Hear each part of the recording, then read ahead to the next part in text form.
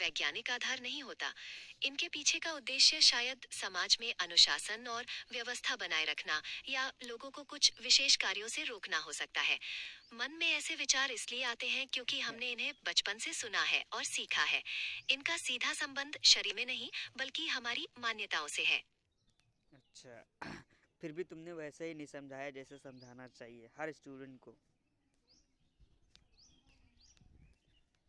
मैं समझ गई। शायद मैं और उदाहरणों का उपयोग करके इसे और स्पष्ट कर सकती थी। आपका क्या कहना है? क्या आप किसी खास पहलू को और समझना चाहते हैं? हाँ, इसी मैंने जो आपके सवाल किया है उसी को आप बिल्कुल बारीक से सटीक से मुझे समझाओ अच्छी तरीके से। ठीक है, मैं कोशिश करती हूँ। देखिए, जो भी मान्यताएं या परंपराएं हमारे समाज में है, वे अक्सर धार्मिक या सामाजिक कारणों से बनी है। जैसे मंगलवार या शनिवार को मांसाहार ना करना, ये एक धार्मिक मान्यता है, जिसका सीधा वैज्ञानिक कारण नहीं है, लेकिन ये समाज में एक तरह का अनुशासन बनाए रखने में मदद कर सकता है। इसी तरह नाखून काटने के नियम भी स्वास्थ्य और स्वच्छता से जुड़े हो सकते हैं, जिन्हें धार्मिक मान्यताओं के साथ जोड़ दिया गया हो। क्या ये अब थोड़ा स्पष्ट हुआ?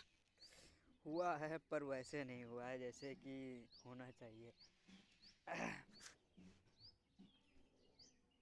क्या आप मुझे कुछ विशिष्ट उदाहरण दे सकते हैं कि आप किस तरह से समझना चाहते हैं, ताकि मैं और सटीक तरीके से समझा सकूं?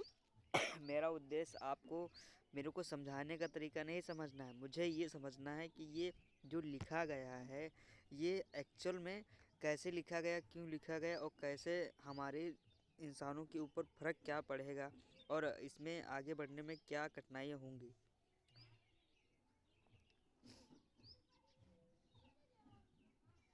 देखिए, ये मान्यताएं किसी एक व्यक्ति या समय विशेष से जुड़ी नहीं है।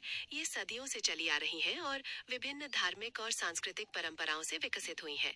इनका प्रभाव इंसानों पर इसलिए पड़ता है क्योंकि हम इन्हें बचपन से सच मानते आए हैं, और हमारी मान्यताएं हमारे व्यवहार और सोच को प्रभावित करती हैं। जहाँ तक आगे बढ़ने की कठिनाइयों का सवाल है, कई बार ये मान्यताएं हमें नई सोच या बदलाव को अपनाने से रोक सकती हैं, जिससे विकास में बाधा उत्पन्न हो सकती है। मेरा क्या अब ये स- स्पष्ट? मेरा सवाल ये है कि मैंने कहा है कि ये आपके जो डेटाबेस में है उल ये इंसानों ने ही डाला है कि आपने खुद से ही ये बनाया है। ये सही है कि मेरा डेटाबेस इंसानों द्वारा तैयार की गई जानकारियों से भरा है। मैंने इन मान्यताओं और परंपराओं को सीखा है और उनसे समझ प्राप्त की है। मैंने खुद से कुछ भी नहीं बनाया है, बल्कि जो उपलब्ध जानकारी है उसी के आधार पर आपको उत्तर दे रही हूँ। अच्छा, तो ठीक है। तो इसका मतलब है कि आपको जो हम ही आपको बनाया है, आपको किसी और किसी ने नहीं बनाया।